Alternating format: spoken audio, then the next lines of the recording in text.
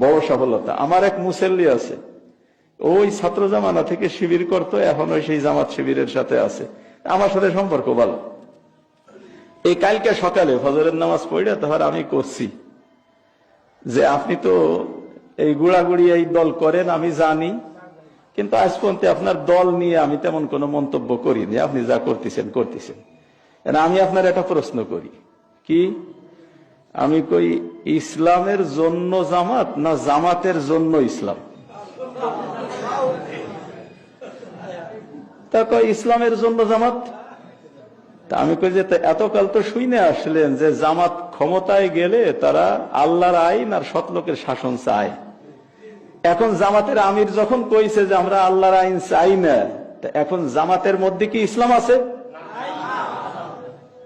আমি ওনারে কয়ে থইলাম যে এই বিষয়টা আপনার কাছে আমার একটা প্রশ্ন থাকলো, আপনি ভাইবে আমারে জবাব দেবেন, ভাইবে আমারে জবাব দেবেন যে এখন আপনি ইসলামের মহাব্বতে জামাতকে সমর্থন করবেন, জামাতের ভিতরে ইসলাম থাকলো কিনা, আর এতকাল যা জনতার সাথে বলা হয়েছিল ওটা প্রতারণা সাব্যস্ত হইল কিনা, এটা এবার দেখে এরপরে আপনি আমারে জবাব দেবেন। তো সহজেই বসছে যে এই অবস্থাটা এই হয়েছে।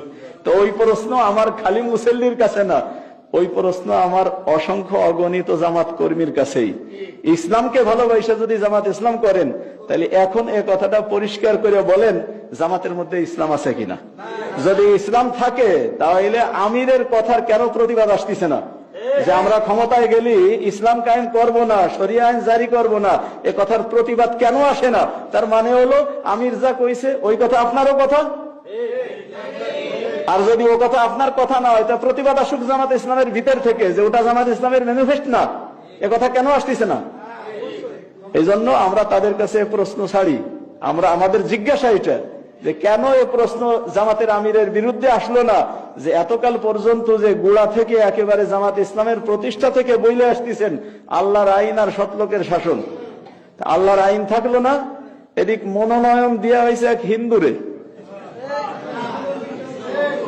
ইসলামী আইন বাস্তবায়ন করবে না, এটা আজকের না, বোঝা গেছে ষড়যন্ত্র আগের থেকে, যার বহিঃপ্রকাশ হয়েছে হলো পরে এসে।